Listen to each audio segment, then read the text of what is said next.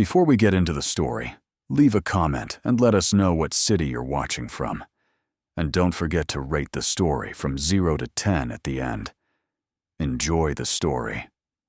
The rain hammers against the cracked windshield as Emma grips the steering wheel, her knuckles white, her breath coming in sharp gasps. Blood trickles from a cut above her eyebrow, warm and sticky, blurring her vision.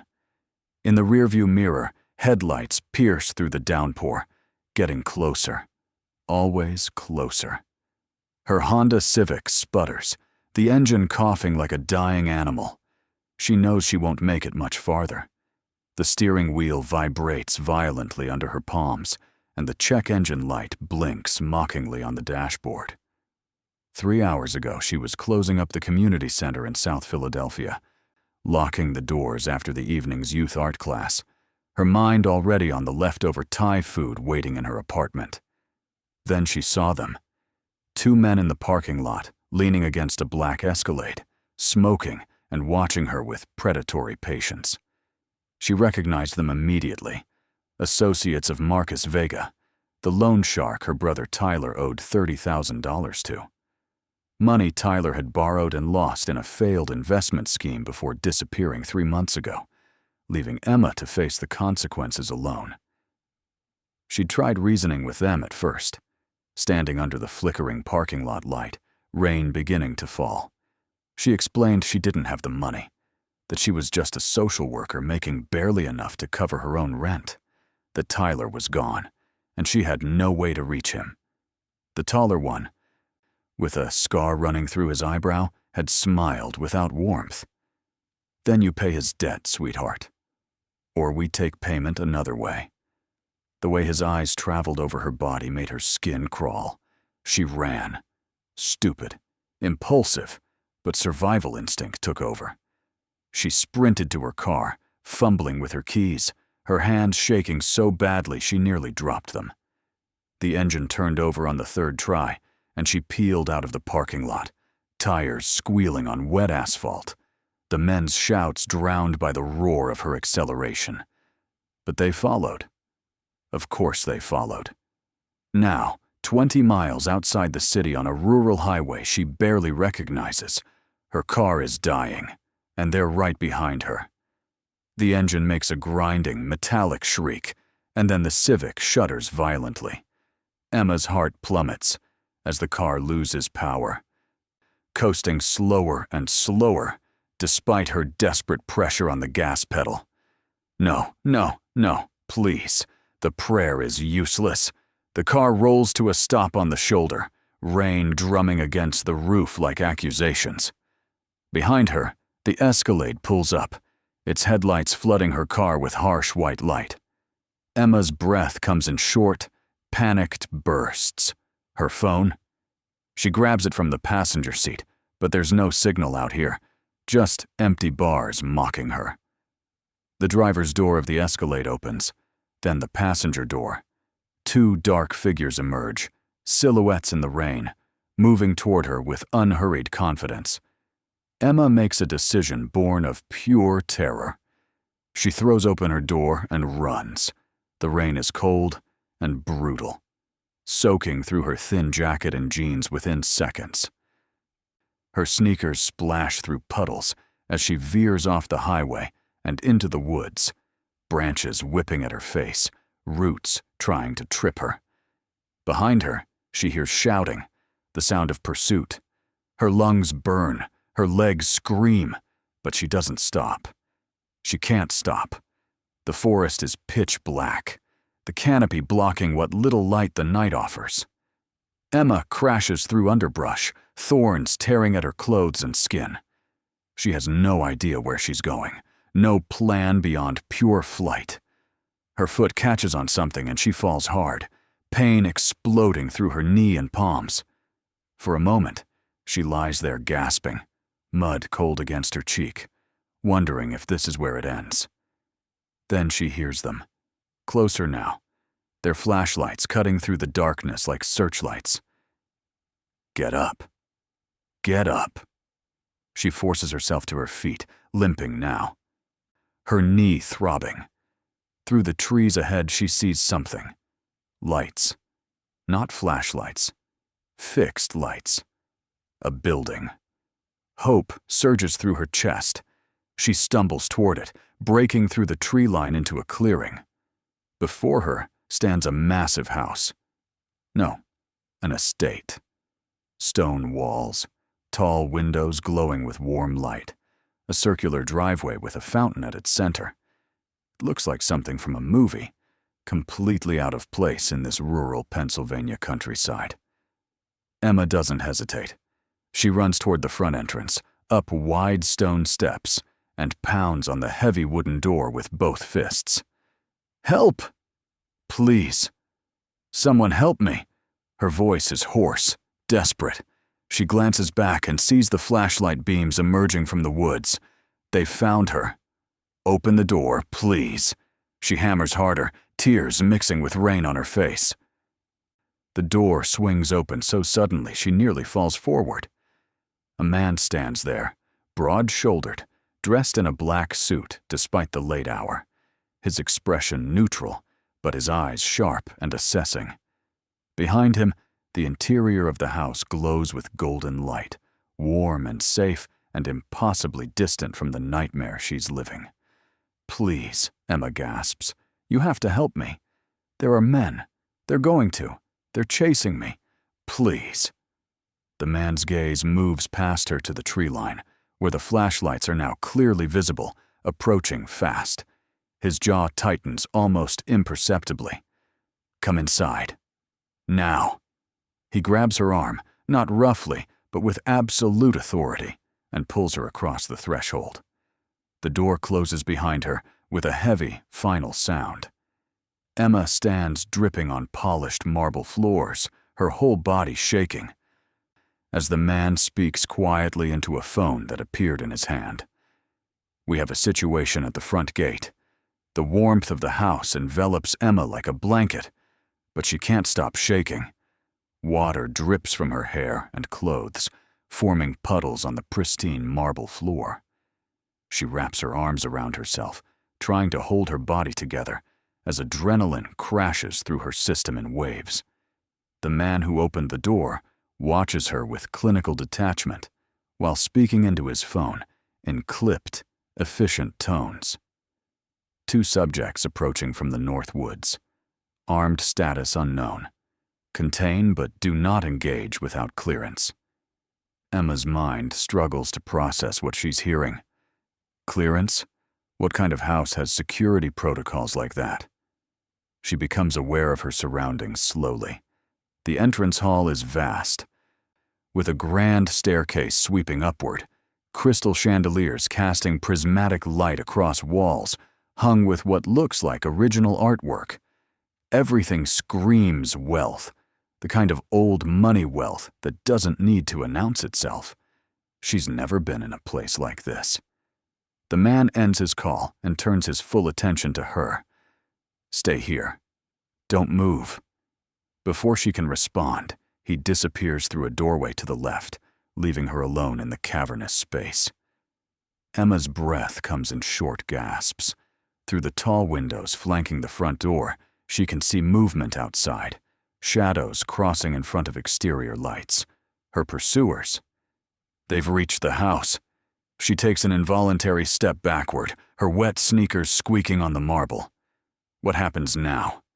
Will the people here help her, or will they hand her over?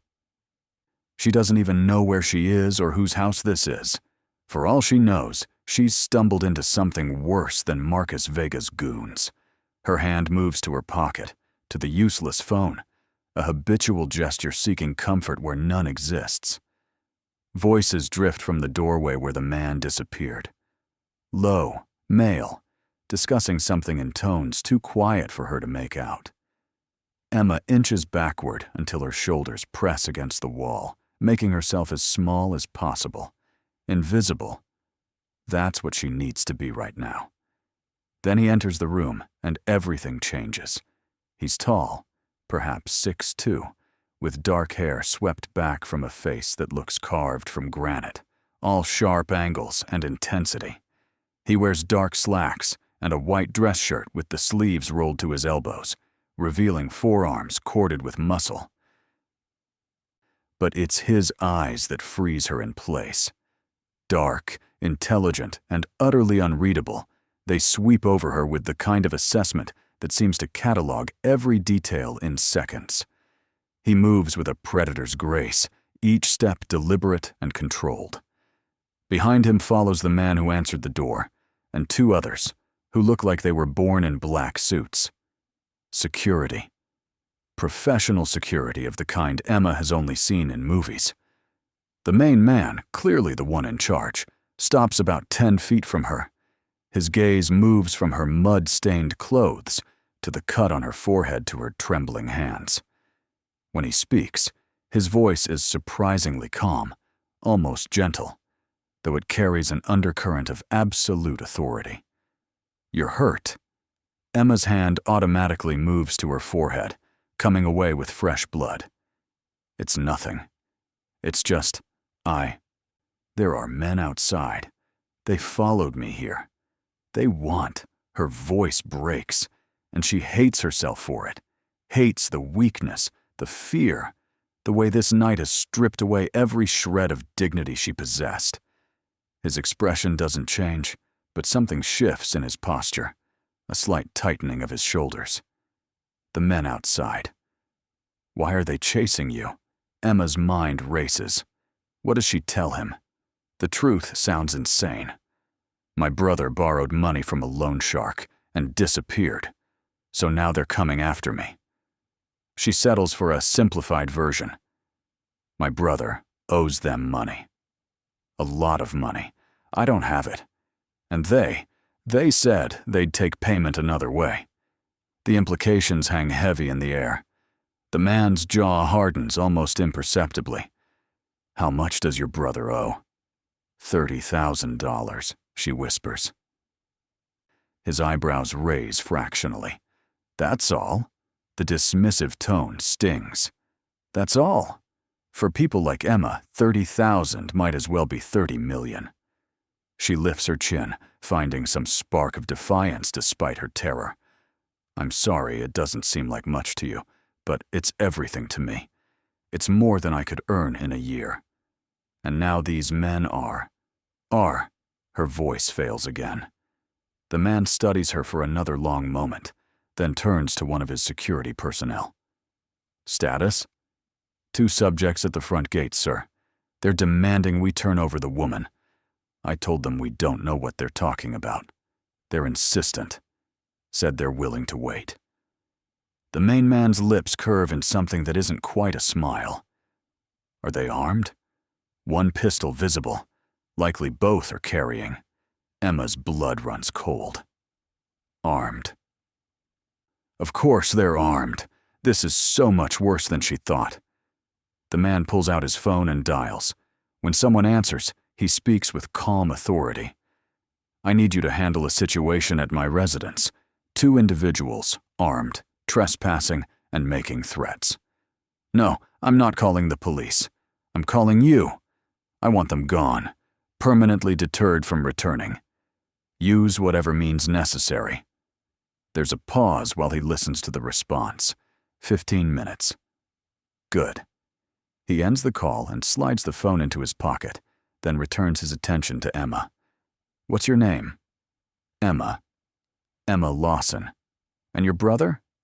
Tyler. Tyler Lawson. The man nods slowly, as if committing the information to memory. I'm Dominic Castellano. This is my home, and for the moment, you're under my protection. The way he says protection makes it sound both like a gift and a claim. Emma's legs finally give out.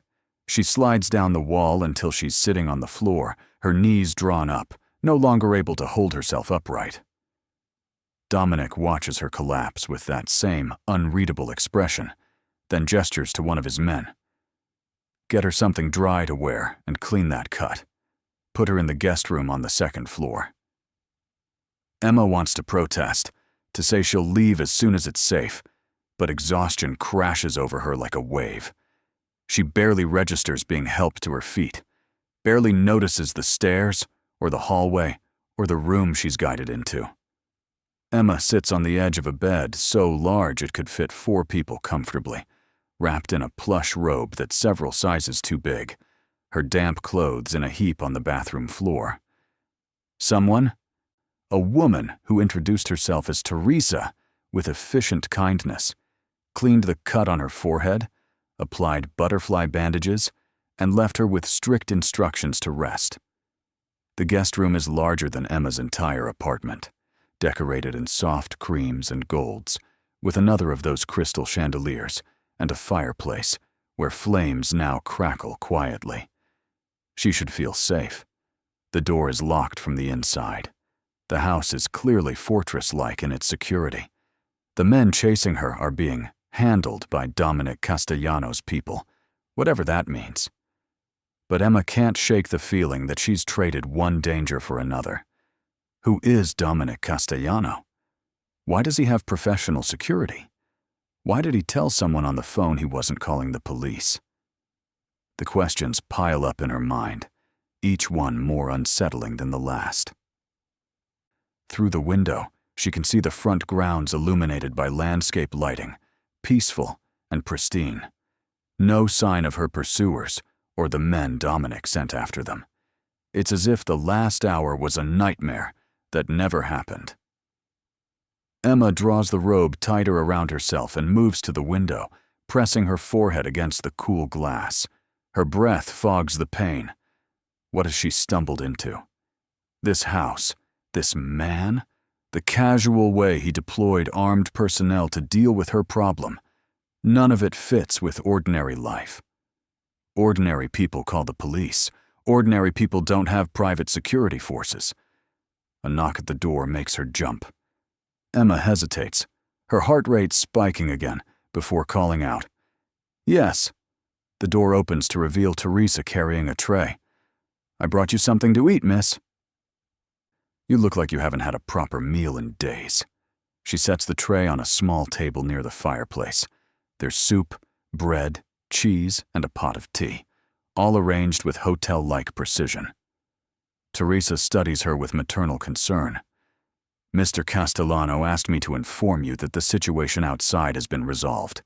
The individuals who were pursuing you have been discouraged from returning." Discouraged. The careful word choice sends a chill down Emma's spine. What does that mean exactly? Discouraged. How? Teresa's expression remains professionally neutral. "I'm sure I don't know the details, miss. Mr. Castellano will speak with you in the morning about your circumstances. For tonight, you're safe here. Try to eat something and rest." With that, she leaves, closing the door softly behind her. Emma stares at the tray. Her stomach growls despite her anxiety. She can't remember the last time she ate, probably the granola bar she grabbed for lunch between meetings at work. Was that really just this morning? It feels like weeks ago. She forces herself to eat, and the soup is rich and warming, the bread fresh and crusty, the cheese sharp and creamy. As her body begins to settle, exhaustion seeps deeper into her bones. She finishes what she can, then moves to the bed, intending to just lie down for a moment. The sheets are cool and smooth, the mattress perfectly firm, yet yielding. Emma's eyes close almost involuntarily. Just for a minute, she tells herself. Just until she figures out what to do next. She's asleep within seconds, falling into darkness so complete, it feels like drowning. She wakes to sunlight streaming through the windows and a moment of complete disorientation. Where is she? This isn't her apartment. The ceiling is too high, the bed too comfortable. Then memory crashes back. The chase, the house, Dominic Castellano's dark, assessing eyes. Emma sits up abruptly, her heart pounding. On the chair near the fireplace, she notices something that wasn't there last night. Clothes, women's clothes, neatly folded. Jeans that look close to her size, a soft gray sweater, undergarments still in packaging, and socks. Emma gets up and examines them with trembling fingers. Everything is high quality, the kind of clothes she browsed in stores but never bought because they cost a week's salary. There's even a pair of sneakers on the floor beside the chair, simple white leather, exactly her size. How did they know her size? The question disturbs her more than it should. She picks up a note card lying on top of the clothes, written in precise, masculine handwriting. Join me for breakfast when you're ready. Second floor, East Wing. Dominic. Not a request, an expectation. Emma considers refusing, considers finding a way to leave this house and never look back. But where would she go? Back to her apartment, where Marcus Vega's men now definitely know she lives? To the police, who can't actually protect her from a loan shark's vengeance? She has no good options, and she knows it. With reluctant resignation, she showers in the marble bathroom, marveling at the rainfall showerhead and heated floors. The cuts and bruises from last night stand out starkly against her pale skin.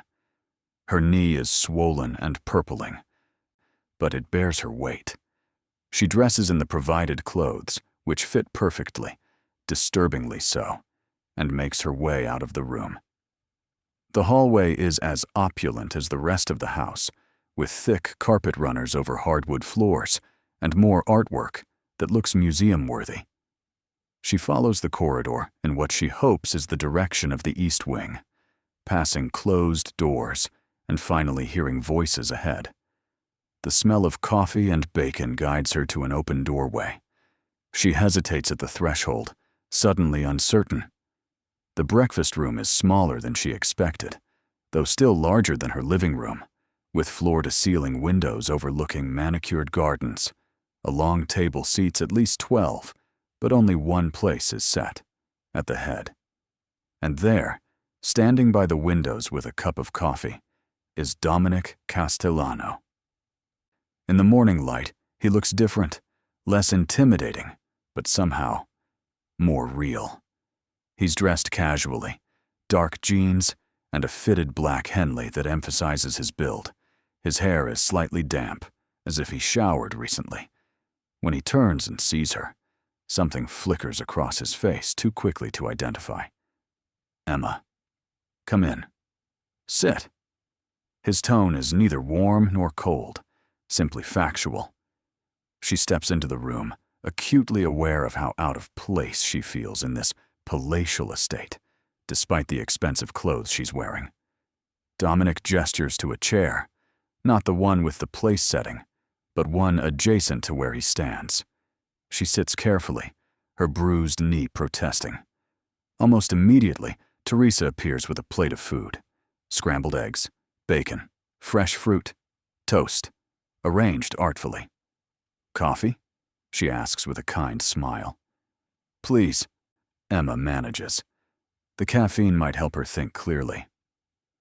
Once Teresa leaves and Emma is left alone with Dominic, the silence stretches.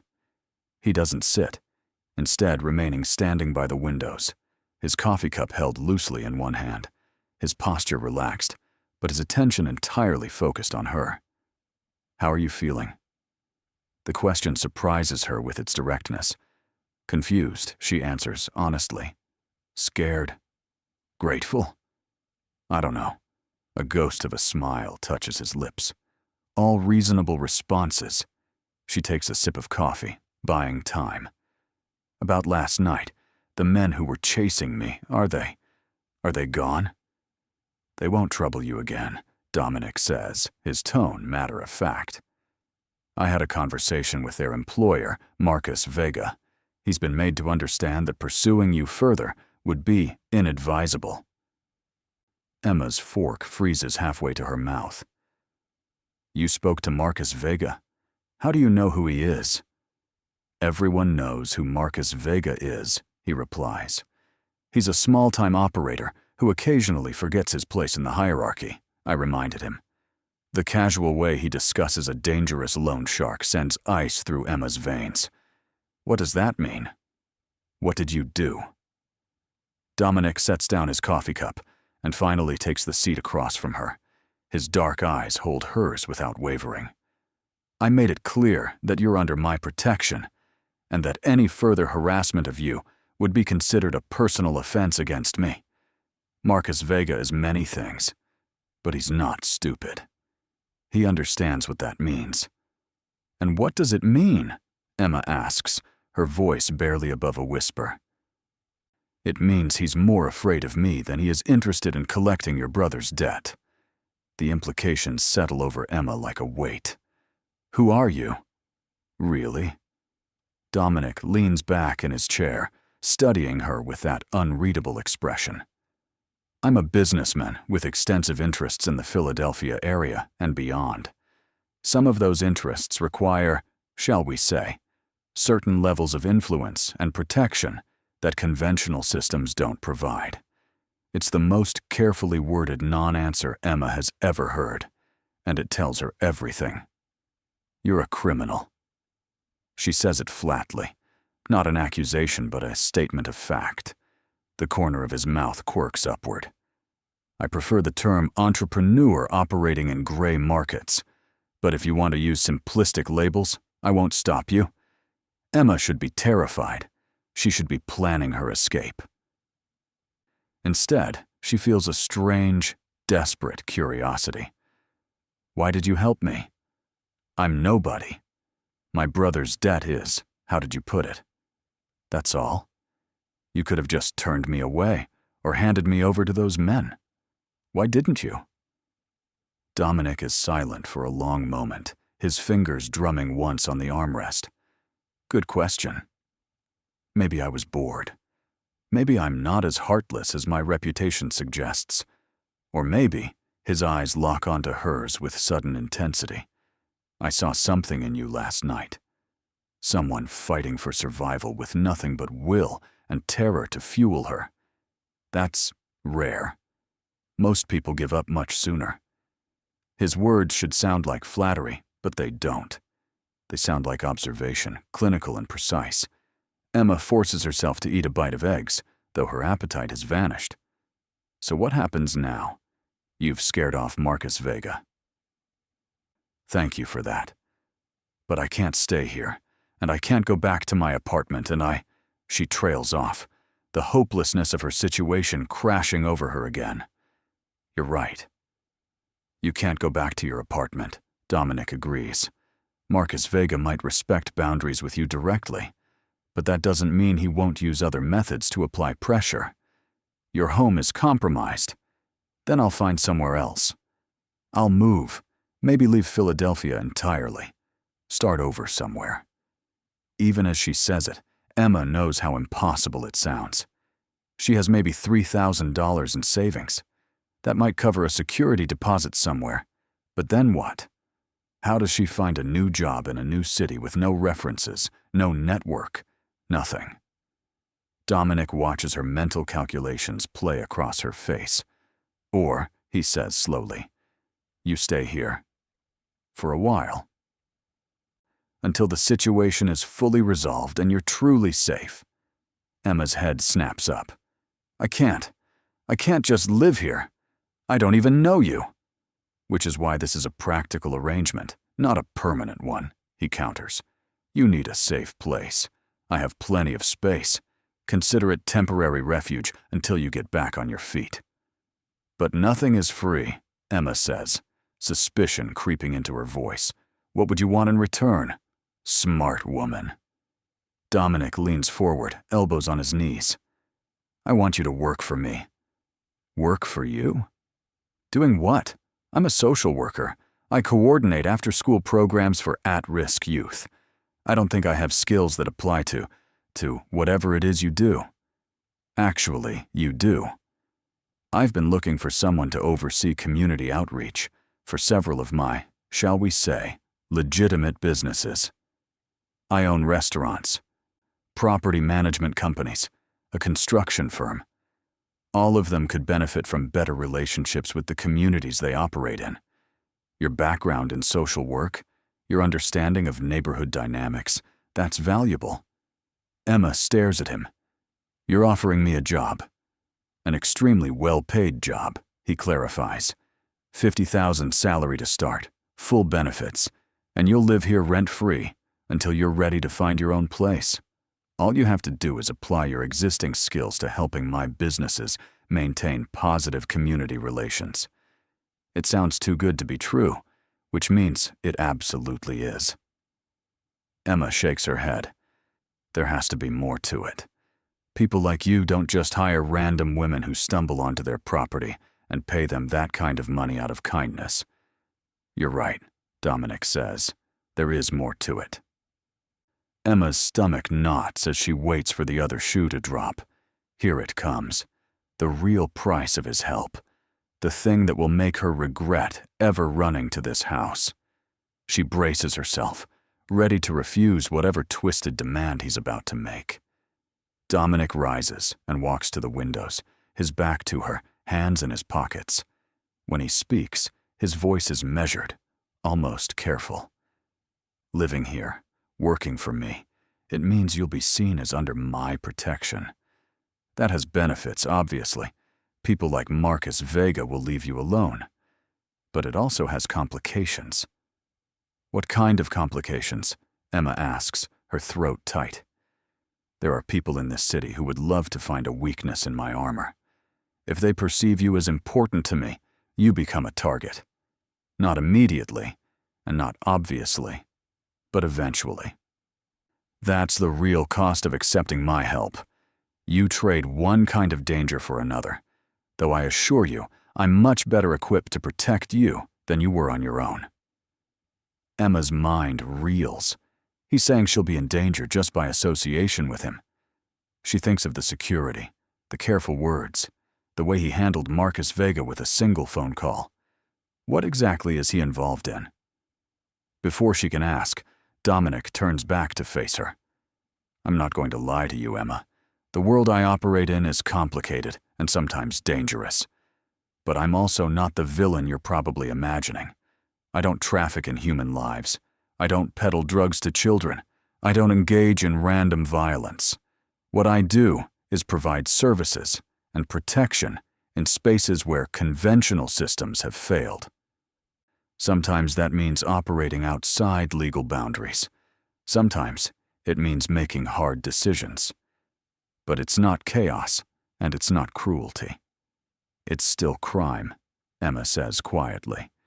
Yes, he agrees without hesitation. But so is loaning money at predatory interest rates, which is what your brother got involved with. So is the systemic corruption that lets neighborhoods like the one where you work deteriorate while city officials line their pockets. I'm not asking you to approve of everything I do, Emma. I'm asking if you're pragmatic enough to accept help when you need it. The argument is slippery, seductive even. The idea that his crimes are somehow more justifiable than others. Emma knows she should reject it outright. Should walk out of this house right now and take her chances. But she doesn't. Because the truth is, she's exhausted. Exhausted from months of struggling alone, from the fear that's been her constant companion since Tyler disappeared, from trying to hold her life together with willpower and duct tape. The offer Dominic is making, safety, security, meaningful work, a way forward, is more than she's had in so long. Maybe that makes her weak. Maybe it makes her a hypocrite. But sitting in this beautiful room, wearing clothes someone provided for her, having eaten real food for the first time in days, she feels the seduction of simply surrendering to someone else's control. I need to think about it, she finally says. Of course, Dominic replies. Take your time. You're welcome to stay in the guest room as long as you need. If you decide to leave, I'll have someone drive you wherever you want to go. No pressure, no obligations. He says it with such casual sincerity that Emma almost believes him. Almost. But she's learned that nothing comes without strings, and the strings attached to Dominic Castellano are probably woven from steel cable. Thank you, she says, for last night. For this morning. For everything.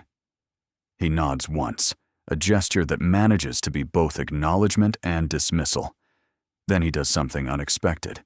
He crosses the room and extends his hand, not for a handshake, but palm up, an offering.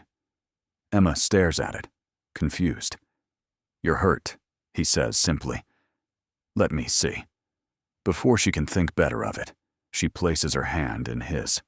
His palm is warm, his fingers calloused, in a way that suggests he's no stranger to physical work, despite his wealth. He turns her hand gently, examining the scrapes on her palm from her fall in the woods. "These should be cleaned properly." "They're fine," Emma protests, but he's already guiding her to her feet with gentle insistence.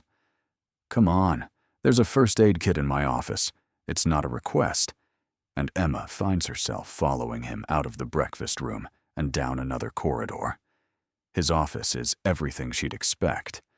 Massive mahogany desk, floor-to-ceiling bookshelves, leather furniture, a fireplace with a portrait above it of a man who must be an ancestor, given the resemblance. Dominic gestures for her to sit on a leather sofa, then retrieves a well-stocked first aid kit from a cabinet. He sits beside her, closer than strictly necessary, and takes her hand again. This time, his touch is clinical as he cleans the scrapes with antiseptic wipes. Emma watches his face as he works, trying to reconcile the dangerous man who scared off a loan shark with a phone call with this person who's carefully tending her minor wounds. "The cut on your forehead is healing well," he observes, his eyes flicking up to meet hers. "Teresa does good work." Emma nods, suddenly very aware of how close he is, of the faint scent of his cologne, something woody and expensive, of the way his dark hair falls slightly across his forehead. "You didn't have to do this," she says quietly. "I know," he replies, applying antibiotic ointment with surprising gentleness. "But I wanted to." There's something in his tone, a subtle shift, that makes Emma's breath catch. She looks down at their hands, his large and steady, hers small and scarred, and feels something dangerous stirring in her chest. Gratitude, certainly. Relief. But underneath those safer emotions lurks something else. Attraction. It's unwanted and completely inappropriate, but undeniable. This man, this criminal, this stranger who pulled her from the jaws of one threat while possibly offering another, has somehow gotten under her skin in less than 12 hours. When he finishes bandaging her palm, he doesn't immediately release her hand. Instead, he looks at her with those dark, unreadable eyes and asks, "Do you believe in fate, Emma?" The question catches her off guard. I don't know. I never really thought about it." "I do," he says. "I believe certain people are meant to cross paths at certain times. I believe you running to my door last night wasn't random chance." Emma's heart hammers in her chest. "What are you saying?" Dominic releases her hand slowly, as if reluctant to break the contact. "I'm saying that since the moment you stumbled into my home, terrified and desperate, I haven't been able to stop thinking about you, about your courage, running through the woods alone, about the way you looked at me, scared but not broken, about how you belong somewhere better than Marcus Vega's crosshairs." His words hang in the air between them, heavy with implication. "You don't even know me," Emma whispers, her voice unsteady. "Not yet," he agrees, "but I'd like to. If you stay, if you accept my offer, I'm not just asking you to work for me. I'm asking for the chance to know you, to understand what makes someone like you, good, honest, compassionate, end up in a nightmare like last night. And maybe," he leans slightly closer, "for you to understand me too." It's the most honest thing he said, and it terrifies Emma more than any threat could, because he's not demanding or taking. He's asking, giving her choice, even if that choice is an illusion built on desperation and limited options. I don't know if I can do this, she admits, if I can be in your world. Dominic's expression softens almost imperceptibly. You're stronger than you think, Emma. I saw it last night. Most people would have fallen apart. But you fought.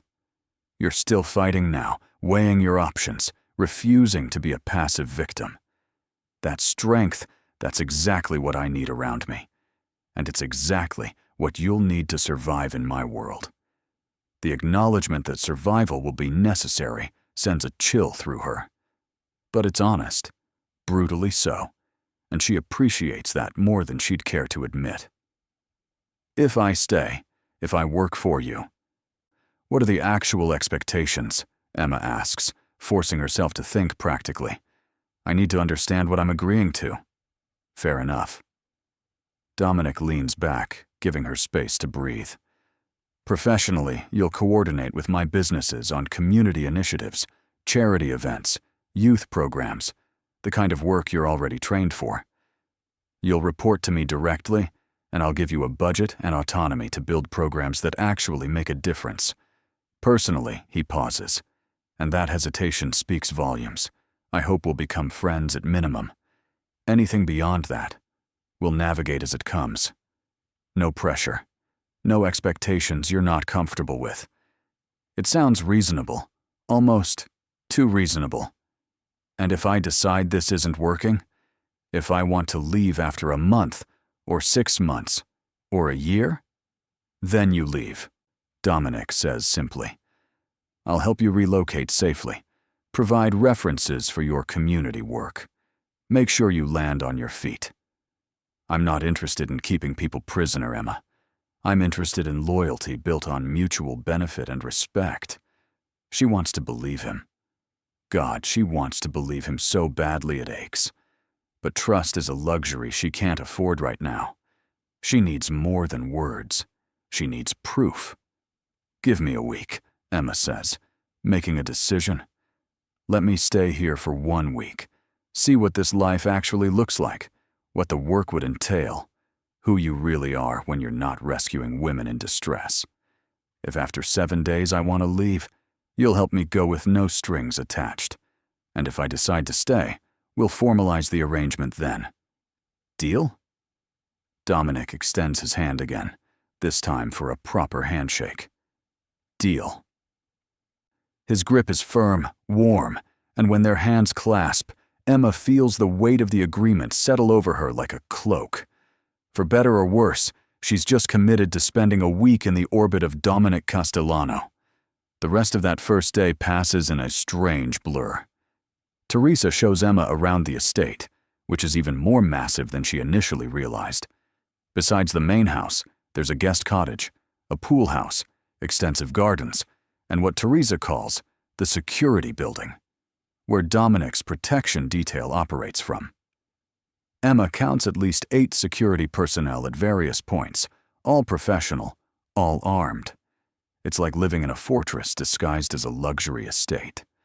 She's given a tour of the facilities she'll have access to, a library that makes her breath catch with its floor-to-ceiling books, a gym that rivals any commercial fitness center, a media room, even an art studio filled with supplies. This was for Mr. Castellano's mother, Teresa explains, as they stand in the art studio, sunlight streaming through skylights. She was a painter. Passed 5 years ago, but he keeps the space maintained. Says he likes knowing it's here, ready if someone wants to use it. Emma runs her fingers over tubes of oil paint, brushes, canvases stacked against the wall. The revelation that Dominic had a mother who painted, something so normal and human, makes him feel less like a dangerous enigma and more like a person with history and loss. That evening, she eats dinner alone in her room, still too overwhelmed to face Dominic again. But she stands on the small balcony attached to her guest room and watches the sun set over the Pennsylvania hills, painting the sky in oranges and purples. Below, she can see Dominic walking through the gardens, his phone pressed to his ear, conducting business that she probably doesn't want details about. Even from this distance, She can see the tension in his shoulders, the weight he carries.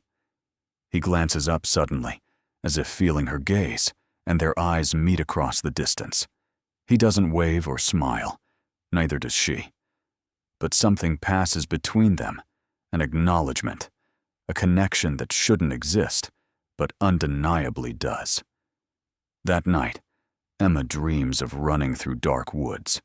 But this time, when she bursts into the clearing, Dominic is already there, waiting with his hand extended. She doesn't know if he's her salvation or her doom, and in the dream, she doesn't care.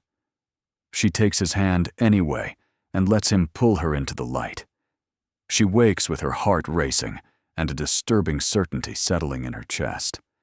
The week she's promised to stay might already be too long, or not nearly long enough. Because despite every rational alarm bell ringing in her mind, Emma is beginning to realize that Dominic Castellano is dangerous in ways she never anticipated, not because of his criminal connections or his power, but because of how easily he makes her want to stay.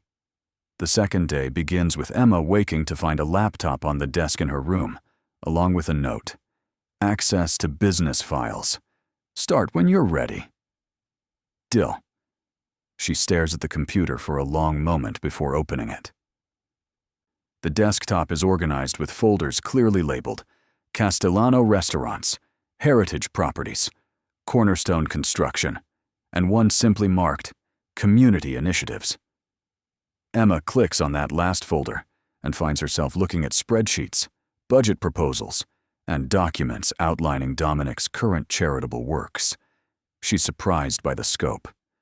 Scholarship programs for local high school students, funding for community centers in neglected neighborhoods, small business grants for minority entrepreneurs. This isn't the resume of a typical criminal. But then again, Emma is learning that Dominic Castellano isn't typical anything. She spends the morning reading through files, making notes, her social worker brain automatically analyzing what's working and what could be improved. By noon, she has the beginnings of a proposal, a youth mentorship program that would pair at-risk teenagers with professionals in Dominic's various businesses. She's so absorbed in her work that she doesn't hear the knock on her door at first. When it comes again, louder, she looks up, startled. Come in. Dominic enters, dressed more casually today in dark jeans and a gray sweater that somehow makes him look younger, less intimidating. He carries 2 paper cups from what she recognizes as a local coffee shop. Thought you might need caffeine. He extends 1 cup toward her. How did you know I'd be working? A slight smile. Teresa mentioned you'd been holed up in here all morning. I took a guess. Emma accepts the coffee gratefully. Caramel latte, her favorite, which she definitely didn't tell anyone. The small detail that he somehow knew, or accurately guessed, sends a flutter through her stomach. Thank you. She gestures to the laptop. I've been looking through your community initiative files. You've done more than I expected. His eyebrow arches. What did you expect? She feels her cheeks warm. I don't know. Less. Something more performative and less substantive? Dominic leans against her desk, sipping his own coffee. Fair assumption. A lot of people in my position throw money at charities for appearances, but I actually care about the communities I operate in. Sustainable success requires healthy neighborhoods, employed residents, kids with futures. It's good business and the right thing to do. I have some ideas, Emma ventures, pulling up her proposal document, if you want to hear them. That's exactly what I was hoping. He moves around the desk to stand behind her, looking over her shoulder at the screen. She's acutely aware of his proximity, of the heat radiating from his body. Emma walks him through her mentorship program concept, explaining how it would work, what outcomes to measure, how to recruit participants. As she talks, she forgets to be nervous, falling into the professional confidence she always feels when discussing youth programming. This is her expertise, her passion, and it shows. When she finishes, there's a moment of silence. Then Dominic says quietly, "This is good. Really good. Build it out fully. Budget, timeline, everything. We'll launch it within 3 months." Emma turns in her chair to look up at him. "Really? Just like that?" He meets her gaze. "I told you I wanted someone who understood community work. You clearly do. Why would I second guess you?" The trust he's placing in her, immediate and substantial, is both thrilling and terrifying. Most organizations would require months of committee meetings and approval processes. Dominic just said yes to potentially spending hundreds of thousands of dollars based on a morning's work from someone he barely knows. "You do everything this fast?" she asks. "When I see something I want," Dominic replies, "I don't waste time." There's a weight to his words that has nothing to do with business programs. Emma's breath catches, and she looks away first, overwhelmed by the intensity of his attention. I should work on the full proposal then." "Of course. But first, have lunch with me. Not in your room. Actually sit down with me and eat like a normal person." It's the closest thing to an order he's given her, and Emma finds herself nodding before she can think better of it. Lunch is served in a smaller, more intimate dining room, with windows overlooking the gardens. Just the two of them. No staff hovering. No security visible, though Emma knows they're nearby. Dominic has arranged for simple food, sandwiches, salad, fruit, as if he knew elaborate meals would make her uncomfortable. They eat in surprisingly comfortable silence at first, but then Dominic asks, "Tell me about your brother." "Tyler." Emma's fork pauses halfway to her mouth. "Why?" "Because he's the reason you ended up on my doorstep. I'm curious about what kind of man inspires that much loyalty that you'd face down loan sharks on his behalf." "Inspires loyalty?" Emma can't keep the bitterness from her voice. "Tyler is my brother, and I love him. But he doesn't inspire much of anything except frustration. He's always been like this, chasing schemes, convinced the next deal will make him rich, leaving wreckage behind when it falls apart. This time, he really outdid himself." Dominic listens without judgment as Emma talks, the words spilling out in a cathartic rush. She tells him about growing up with Tyler, who was charming and irresponsible in equal measure, about their parents, both gone now, who'd enabled Tyler's behavior while expecting Emma to be the responsible one, about the calls from Tyler 3 months ago, promising he'd pay her back for the money he'd borrowed years before, claiming he had a sure-thing investment. Instead, he lost everything to some crypto scam, borrowed from Marcus Vega to try to recover his losses, and then vanished when he couldn't pay. "And I haven't heard from him since," Emma finishes. "No calls, no texts, nothing.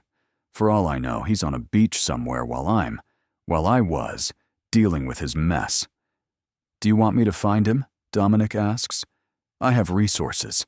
People who specialize in locating individuals who don't want to be found." Emma considers it. Part of her wants to know where Tyler is, wants to scream at him for what he's put her through. But another part, the part that's exhausted from always cleaning up his disasters, doesn't care anymore. "No," Emma says finally. "Let him stay gone. I'm done fixing his problems. Maybe that makes me a bad sister. But I've spent my whole life putting Tyler's needs before my own. And where has it gotten me?" Dominic reaches across the table and covers her hand with his. "That doesn't make you a bad sister. It makes you someone who's finally choosing herself. And for what it's worth, I think that's brave." The warmth of his touch, the unexpected gentleness of his words, cracks something open in Emma's chest. Tears well up before she can stop them, spilling down her cheeks in silent streams. "I'm sorry," she gasps, mortified. I don't usually do this." Dominic doesn't let go of her hand. He simply waits, patient and present, while she cries. When the tears finally subside, he hands her a cloth napkin, which she uses to wipe her face, probably destroying whatever makeup she'd applied that morning. "I'm a mess," she says with a shaky laugh. "You're human," he corrects. There's a difference. They finish lunch with lighter conversation, Dominic telling her about the history of the estate. How he bought it 8 years ago and renovated it extensively. He doesn't talk about his business, the criminal aspects at least, and Emma doesn't ask. For this moment, they're just two people sharing a meal, and it feels startlingly normal. That afternoon, Dominic asks if she'd like to see one of his restaurants. Might be useful for your work, understanding what we're operating. The restaurant, Giovanni's, is in South Philadelphia, not far from where Emma used to work. It's upscale Italian with old-world charm, the kind of place with red checkered tablecloths and the smell of garlic and tomatoes thick in the air. The staff greets Dominic with respect that borders on reverence, and Emma realizes that whatever else he is, he's clearly a good boss. People are happy to see him, not afraid. He introduces her simply as Emma, my new community liaison, and everyone accepts it without question. The manager, a stout woman named Angela, immediately pulls Emma aside. "If you're working on community programs, you should talk to my son. He runs a youth soccer league, always needs funding and volunteers." Emma takes her contact information, genuinely excited. This is exactly the kind of connection she needs to build effective programs. As they tour the kitchen, Dominic stops to taste a sauce, offering feedback to the chef in Italian that Emma doesn't fully catch, but that makes the chef beam with pride. "You speak Italian?" she asks as they leave. "My grandparents were from Sicily," Dominic replies. "I grew up hearing it at home." "You?" "A little Spanish from college, but not fluently." He smiles and it transforms his face, making him look younger, more approachable. "I'll teach you Italian if you want. Could be useful." The idea of language lessons, of more time spent close together, makes Emma's pulse quicken. "Maybe," she says, trying to sound casual. The drive back to the estate takes them through neighborhoods Emma knows well, areas where she used to coordinate programs. Dominic points out properties he owns, buildings he's renovating, businesses he's invested in. His fingerprints are all over this part of the city. "You really do care," Emma observes, "about these neighborhoods." He glances at her, surprised by the comment. "I grew up not far from here, in a house barely bigger than a shoebox, with parents who worked 3 jobs between them and still barely made rent. I remember what it's like to watch your neighborhood decay, to see good people trapped by circumstances. When I got successful, I promised myself I'd invest back into places like where I came from." It's the first real glimpse into his past, and Emma tucks it away, a puzzle piece helping her understand the complex man beside her. That evening, instead of eating alone, Emma joins Dominic for dinner in the main dining room. It's becoming easier to be around him, to shed some of the tension that's been her constant companion. They talk about books, discovering they both love historical fiction. About travel, Emma admitting she's barely left Pennsylvania, while Dominic describes trips to Italy, Japan, Morocco. He listens to her with an attention that makes her feel like the most interesting person in the world. It's intoxicating and dangerous, this feeling of being seen, and Emma knows she should guard against it. But with each passing hour, her defenses weaken. After dinner, Dominic invites her to his study for an after-dinner drink. She accepts, following him to the masculine space she visited briefly before. He pours 2 glasses of amber liquid from a crystal decanter. "Whiskey," he explains. 20-year-old Scotch. Sip it slowly. Emma sits in one of the leather chairs near the fireplace, cradling the glass. The whiskey burns pleasantly as it goes down. Dominic sits in the chair opposite, close enough to talk easily but respecting her space. "Can I ask you something?" she ventures. "Always. Why do you live alone in this huge house? Don't you have family, friends, someone? His expression shudders slightly. My mother passed, like I mentioned. My father died when I was 20. No siblings. As for friends, he pauses. People in my line of work have associates, not friends. Trust is a luxury, Emma. Most people who get close to someone like me want something. Power, money, protection, status. Genuine connection is rare. The loneliness in his voice catches at her heart. That sounds isolating. It is, he admits, which is why when someone enters my life who seems real, someone not interested in what I can give them but just present, it's remarkable. His eyes find hers across the space between them. You're remarkable, Emma. Her breath catches. Dominic, I'm just a social worker who ran into your house by accident. Was it an accident? He asks softly. Or was it fate bringing you exactly where you needed to be? Emma doesn't have an answer to that. She takes another sip of whiskey, letting the burn ground her. The fire crackles between them, and something shifts in the air. A tension that's been building since that first night, crystallizing into something tangible. Dominic sets down his glass and stands, moving to the fireplace. Emma watches the play of light across his features. I should go to bed, Emma says, but she doesn't move. Should you? Dominic asks, his back still to her. Or do you want to stay? Emma knows what he's really asking, the question beneath the question. She should leave, should maintain professional boundaries, should remember that this man is a criminal, no matter how kind he's been, should protect herself from another situation where she gives trust that might be used against her. But sitting in this warm room, with whiskey loosening her tongue, and weeks of fear finally releasing their grip, Emma is tired of should. Tired of being careful.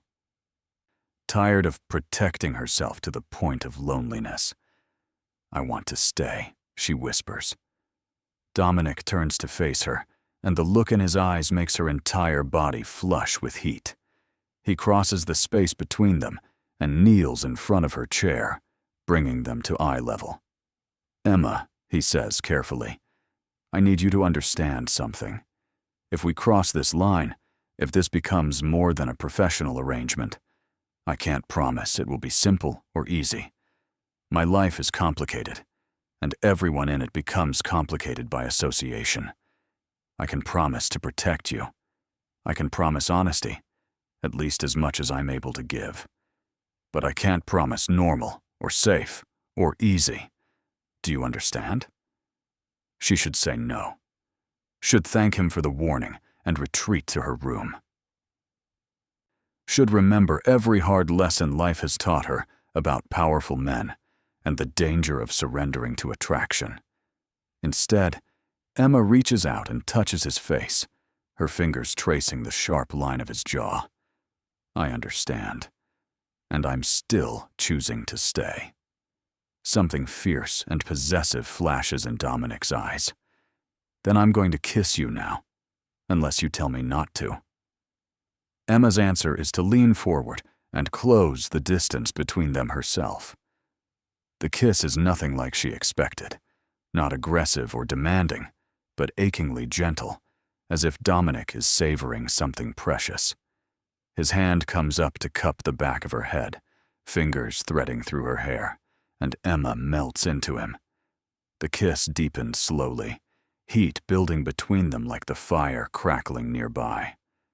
When they finally break apart, both breathing hard, Dominic rests his forehead against hers. Emma. God, Emma. I've wanted to do that since the moment I saw you standing in my entrance hall, terrified and defiant at the same time. She laughs shakily. I was definitely more terrified than defiant. You were perfect, he corrects, pulling back to look at her. You still are. They sit together by the fire for another hour, talking in low voices, occasionally kissing with an urgency that surprises Emma with its intensity. When she finally does go to her room, it's late, and her lips are swollen from his kisses, her body humming with want. She lies in bed, staring at the ceiling, trying to process what just happened. She's falling for Dominic Castellano, a man whose last name probably appears in police files, who openly admits to operating outside the law, who lives in a fortress because his life requires that level of security. It should terrify her. Instead, it feels like the first real thing that's happened to her in years. The next 3 days pass in a blur of work and stolen moments. Emma throws herself into developing the mentorship program, making calls, setting up meetings with community leaders, building the infrastructure for something that could genuinely help kids in South Philadelphia. Dominic gives her complete freedom and unlimited resources, checking in on her progress, but never micromanaging. Professionally, they work seamlessly together. Personally, the tension between them builds like a storm waiting to break, touches that linger a fraction too long, glances across rooms that speak volumes. Goodnight kisses at her door that leave them both wanting more, but respecting the boundary of her room. Dominic never pushes, never demands. He lets Emma set the pace, and that restraint somehow makes her want him more. On the 5th night of her week-long trial period, Emma stands on her balcony, unable to sleep. It's past midnight, the estate quiet and peaceful under a star-filled sky. She's wearing one of the silk pajama sets that mysteriously appeared in her room, and the night air is cool against her skin. She's thinking about the fact that in 2 days, she's supposed to make a decision about staying or leaving. The truth is, the decision was made days ago. She's staying, not just because she's safe here, or because the work is fulfilling, or because she has nowhere else to go. She's staying because of the man currently walking through the gardens below, his phone pressed to his ear, conducting business that never sleeps. As if sensing her attention, Dominic looks up. Their eyes meet across the distance. He says something into his phone and ends the call, never breaking eye contact with Emma. Then he raises his hand in a small wave, a gesture that somehow asks a question. Emma's heart pounds as she understands what he's asking. She nods once, a small dip of her chin. Dominic moves immediately, disappearing into the house. Emma stands frozen, half terrified, half exhilarated. Minutes later, a soft knock sounds on her door. She opens it to find Dominic standing there, still in his day clothes, looking at her with an intensity that steals her breath. "Can I come in?" His voice is rough, strained. Emma steps back. Answer enough. He enters and closes the door quietly behind him. For a long moment, they just look at each other. Then Emma says, "I'm staying. After the week, I'm staying with you." Dominic crosses the room in 3 strides and cups her face in his hands. "You're sure? This is what you want?" "Yes," she breathes. "I'm terrified and probably making a huge mistake, but yes, I want this. I want you." The kiss that follows is nothing like the gentle explorations of previous nights. This is need and claim and promise all at once. Dominic lifts Emma easily, and she wraps her legs around his waist as he carries her to the bed. What follows is a night of discovery and passion that rewrites everything Emma thought she knew about intimacy. Dominic is attentive and demanding in equal measure, learning her body with an intensity that makes her feel worshipped. When she finally falls asleep in his arms, as dawn light creeps through the windows, she feels fundamentally changed. The woman who ran through dark woods in terror 5 days ago no longer exists. In her place is someone stronger, someone choosing her own path, even if that path leads into shadows. She wakes alone, but there's a note on the pillow beside her in Dominic's precise handwriting. "Had to handle business. Stay as long as you want. Everything I have is yours now. D." Emma presses the note to her chest, a smile spreading across her face. She showers and dresses, her body pleasantly sore, her mind clear in a way it hasn't been in months. When she goes downstairs, Teresa greets her with a knowing smile but says nothing. Emma blushes, but doesn't try to hide what's clearly obvious.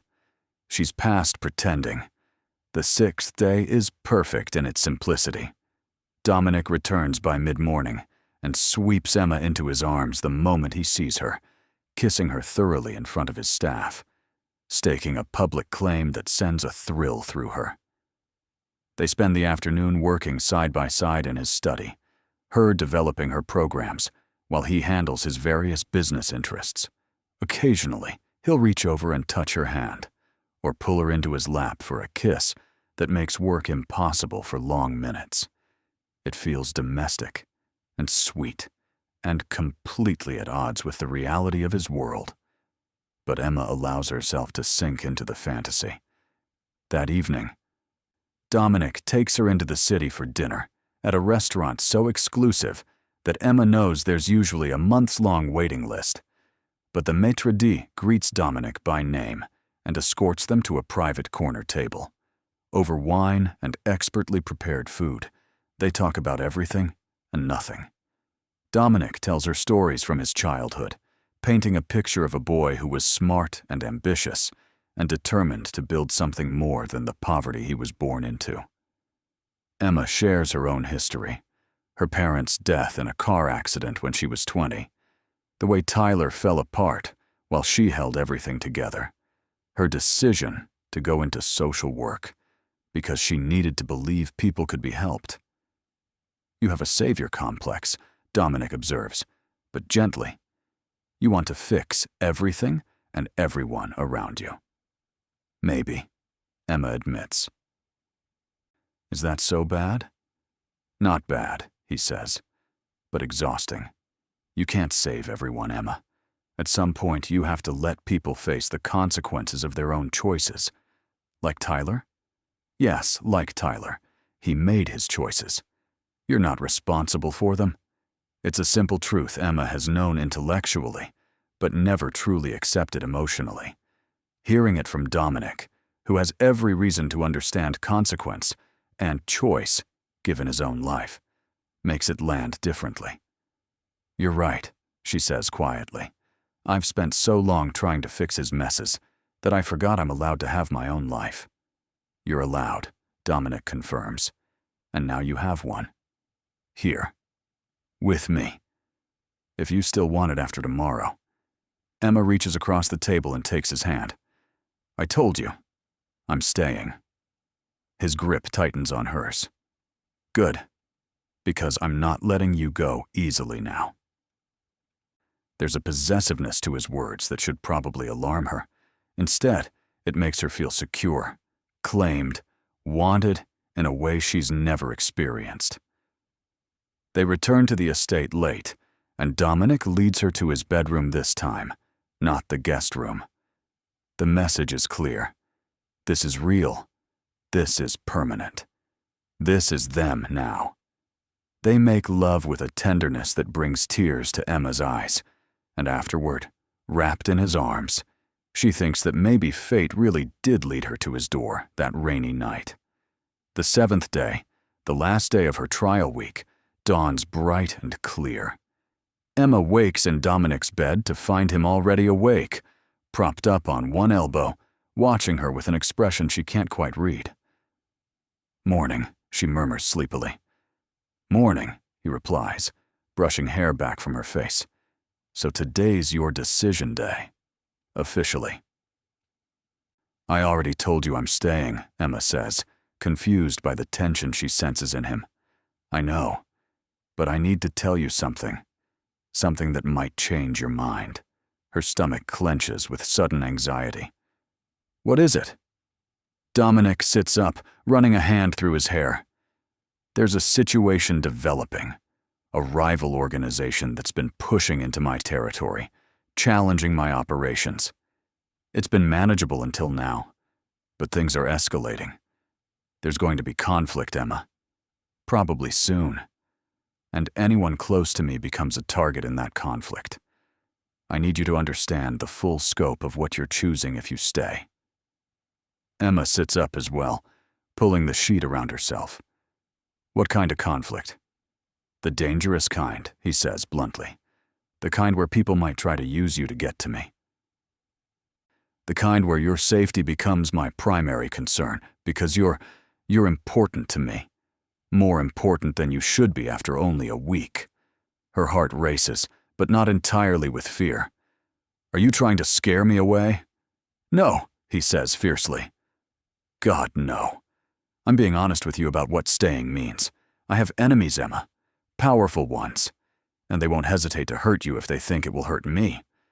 So I'm giving you one more chance to choose. Stay and accept that danger. Accept the security, and the restrictions, and the complications that come with being mine. Or leave now, while you still can, and I'll set you up somewhere safe with money and a new identity and the freedom to live a normal life." The offer is genuine. She can hear it in his voice, see it in his eyes. He's giving her an out, even though it's clearly tearing him apart to do so. Emma takes a deep breath, her mind racing through the implications. A week ago, she was running for her life from a small-time loan shark's enforcers. Now she's being offered a choice between safety with a new identity or staying with a man who openly admits that being with him puts a target on her back. It should be an easy decision.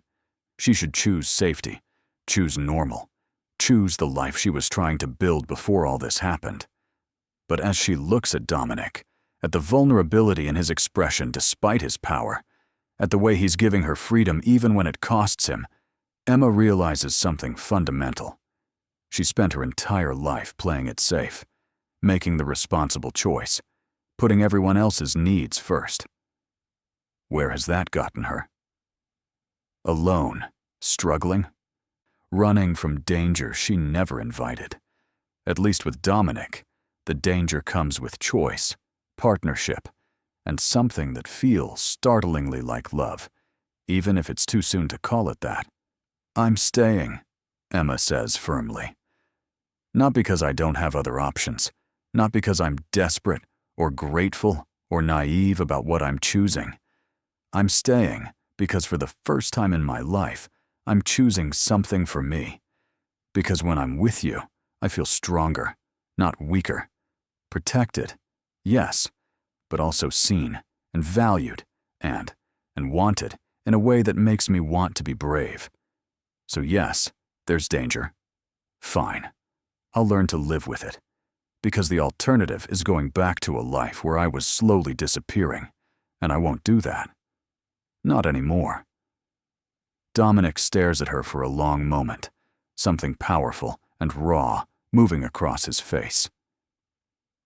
Then he pulls her into his arms, holding her so tightly she can barely breathe.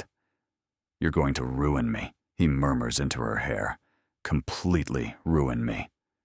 "Good," Emma says, and means it.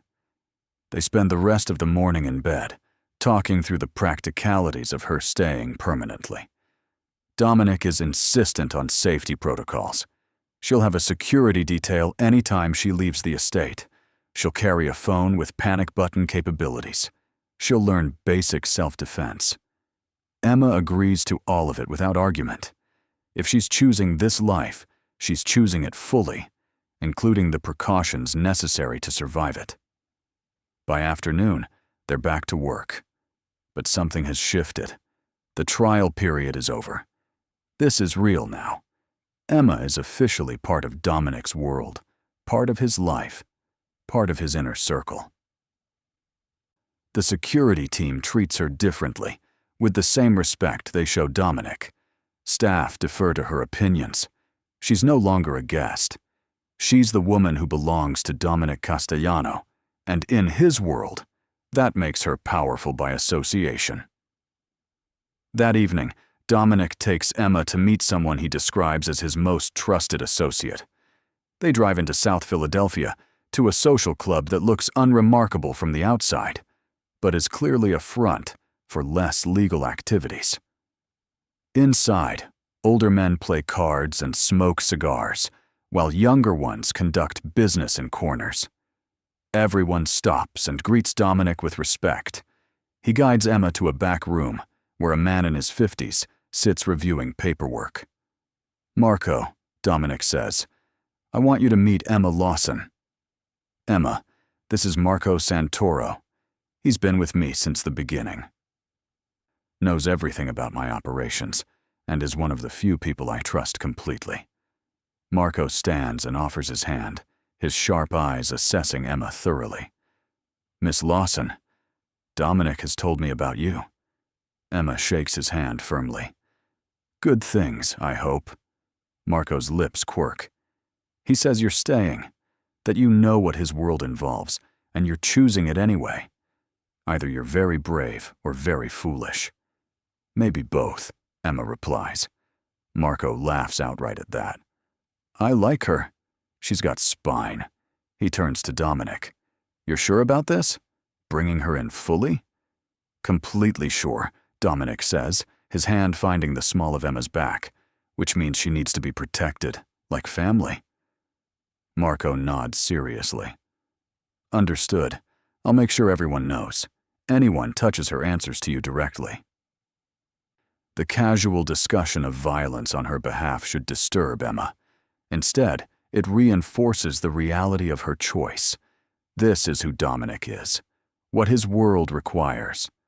Protection through strength and the promise of retribution. It's not the legal system's justice, but it's the code that governs this shadow world she's now part of. As they leave the club, Emma asks, "Is Marco part of the Mafia?" Dominic's lips curve slightly. "We don't use that term.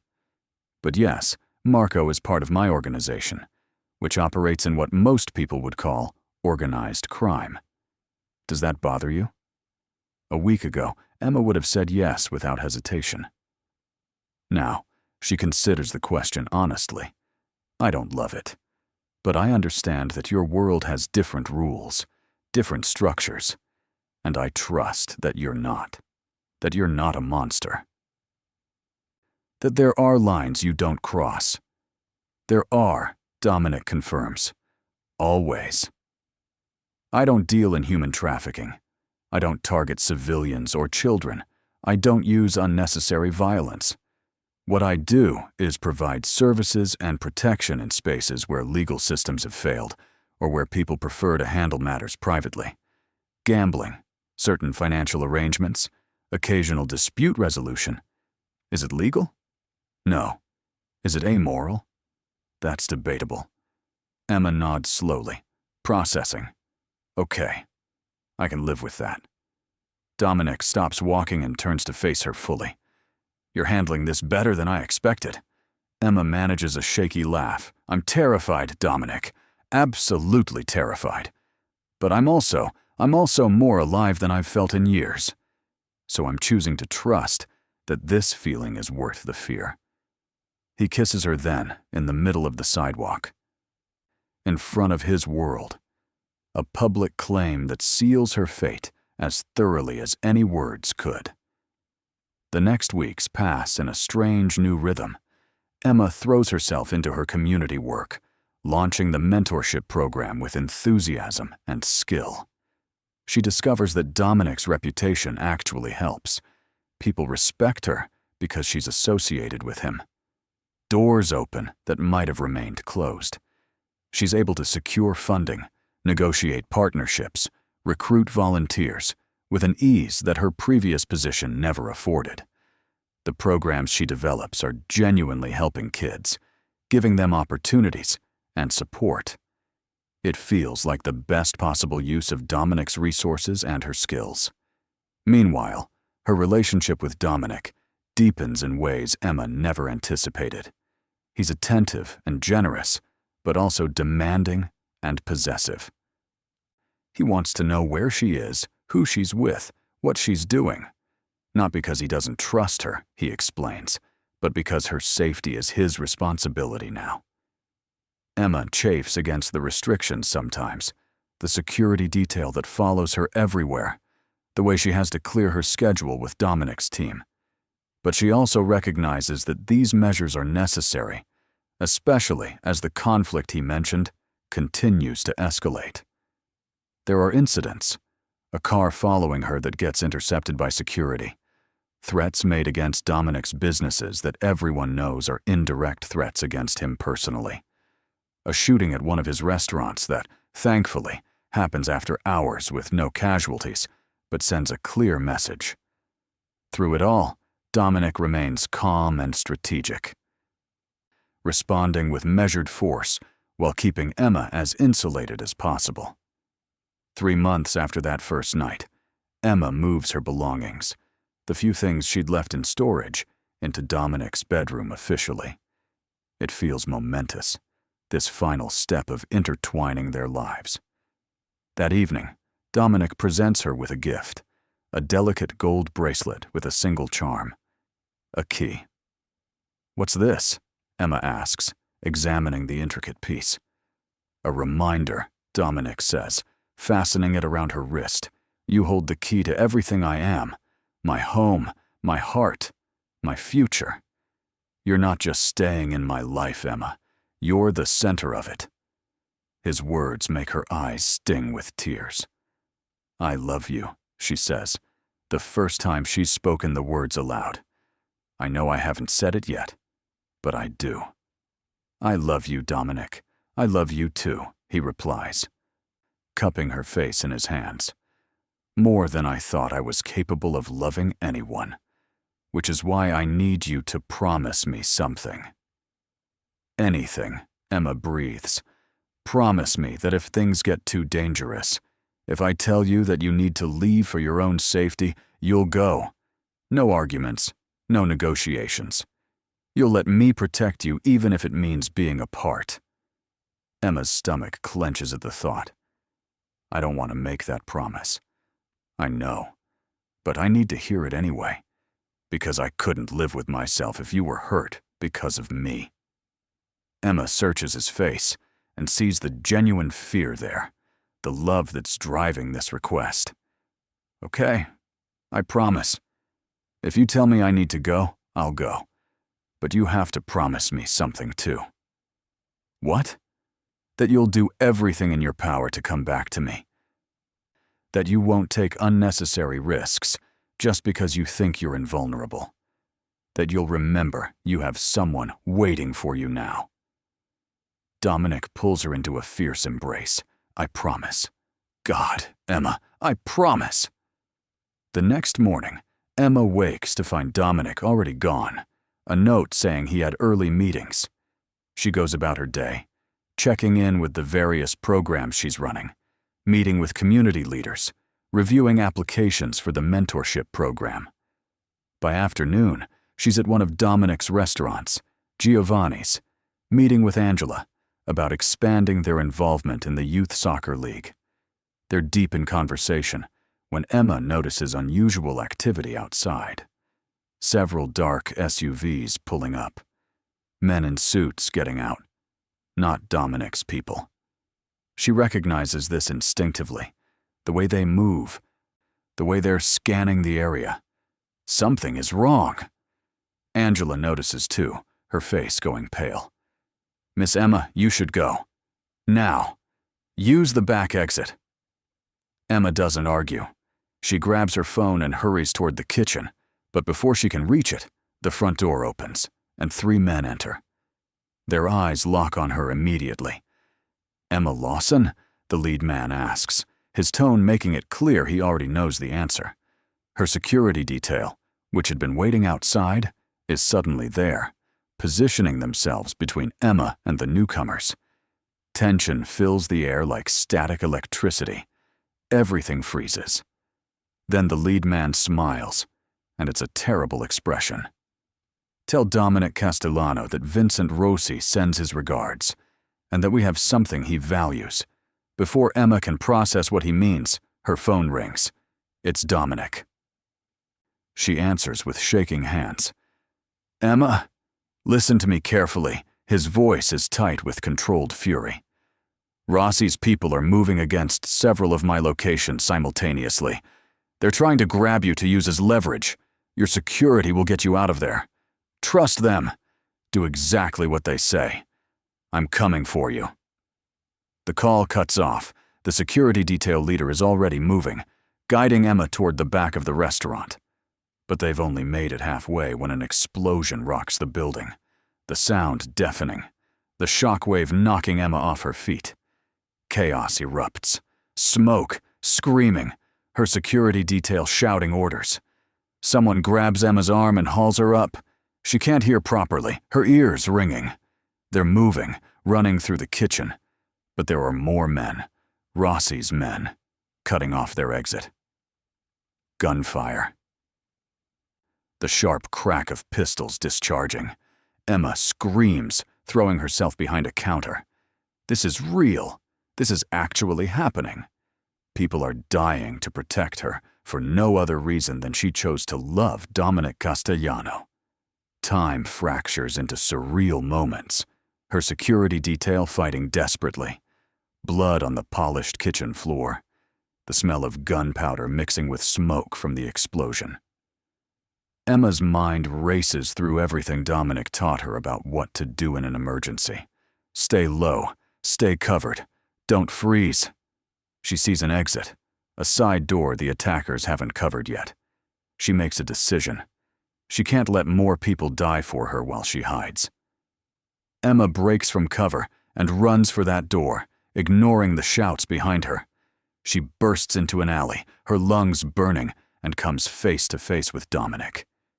He's there, flanked by at least a dozen men, all armed, his face a mask of cold rage that evaporates the moment he sees her.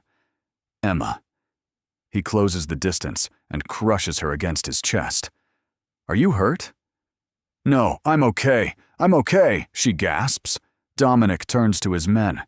"Get her to the safe house, now, and end this." He kisses Emma once, hard and desperate, then pushes her toward one of his lieutenants. "I'll come for you soon, I promise. Trust me."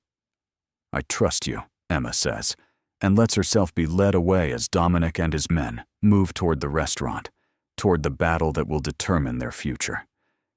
Hours later, in a secure location, Emma gets the call. It's over. Dominic is alive. Rossi's attempted coup failed. She's safe. They're safe. When Dominic finally arrives, bloodied but whole, Emma runs into his arms. They hold each other in silence. Survivors of a war neither wanted, but both endured. "You kept your promise," Emma whispers. "You came back to me." "Always," Dominic murmurs. "Always."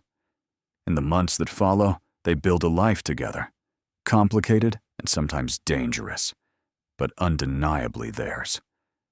Emma's programs flourish. Dominic's power solidifies. And through it all, they hold tight to each other. Two people who found salvation in the most unlikely of places. A year after that rainy night, Dominic proposes with a ring that takes Emma's breath away. She says yes without hesitation, because this is her choice, her life, her love. And she's never regretted running to his door on that desperate night. It wasn't fate, it wasn't chance, it was the beginning of everything that matters. What did you think of their story? Share your thoughts in the comments. On a scale from 0 to 10, what's your rating? Subscribe to the channel and turn on notifications to follow all our stories, and check out more emotional stories by clicking on the end screen.